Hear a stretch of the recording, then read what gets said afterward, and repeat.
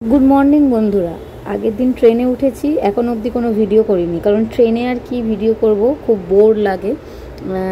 আর কোথায় যাচ্ছি সবই ধীরে ধীরে বলবো। জামাটা কিন্তু নতুন পরেছি, খুব কম দামে পেয়ে গেছিলাম, হাতিবাগান থেকে কিনে নিয়েছি। আর আমার ভালোই লাগছে জামাটা, খুব পরে ভীষণ আরাম। এই যে ট্রেনে দুদিন ট্রেনে থাকা যে কী কষ্টের এবং কী বোরিং, সেটা যারা যায় তারাই জানে। যাই হোক, সবাইকে শুভ বিজয়া, কারণ শারদীয়ার পরে ভিডিওটা এলো।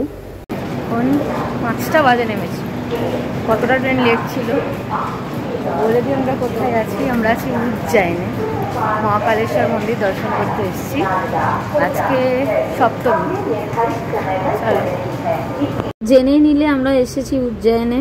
বাবার ডাক না থাকলে কিন্তু আসা যায় না। মহাকালেশ্বর মন্দির দর্শন করবো, জ্যোতির্লিঙ্গ। Good morning. সবে 6টা হয়তো বাজে, এখনো ভালো করে সকাল হয়নি। আমরা বেরিয়ে পড়েছি, কি দুবলা লাগছে আমাকে, কারণ দুরাত্রি ভালো করে ঘুমাইনি। এখন বেরিয়ে পড়েছি মহাকালেশ্বরে মন্দিরের উদ্দেশ্যে। আর আমার দুজন সখী আগে আছে, তো ভেতরে হয়তো ক্যামেরা অ্যালাউ নেই। কেমন লাগছে আমাকে বলবে। সকাল সকাল রেডি হয়েছি, আর এগুলো কিন্তু মেহেন্দি দিয়ে করেছি জাস্ট। 2024 থেকে জ্যোতির্লিঙ্গ দর্শন করার যাত্রা শুরু হয়। 2024-এ দুর্গম কেদারনাথ দর্শন করেছি, এবং সেই বছরই কাশী বিশ্বনাথ বাবার দর্শন পেয়েছি আর কি। তো এই বছর 2025-এ শুরু করলাম মহাকালেশ্বর থেকে। এখান থেকে ওমকারেশ্বর, মামেলেশ্বর, এই জ্যোতির্লিঙ্গগুলো দর্শন করে বাড়ি ফিরবো। সত্যি কথা, বাবার না ডাক থাকলে কিন্তু আসা সত্যিই যায় না।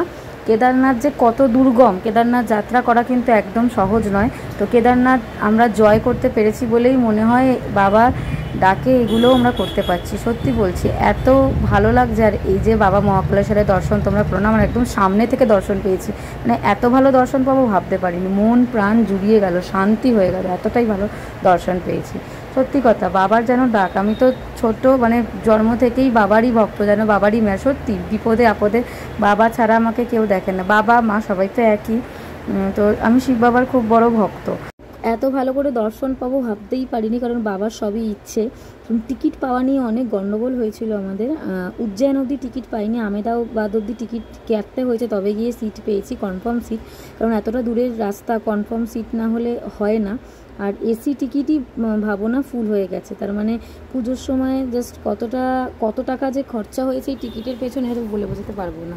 আর রুমের কথা নেই, রুম একজনের রেফারেন্সে আমরা বুক করেছিলাম, তো ভালো রুমই পেয়েছি। আর আমি তো যাই সব জায়গাতেই, একটুখানি কাছি চালাই, তো ঠিক আছে, রুম বাজেটেই হয়েছে। এসি রুম এর থেকে কমে হয় না, বুঝি সব কিছু।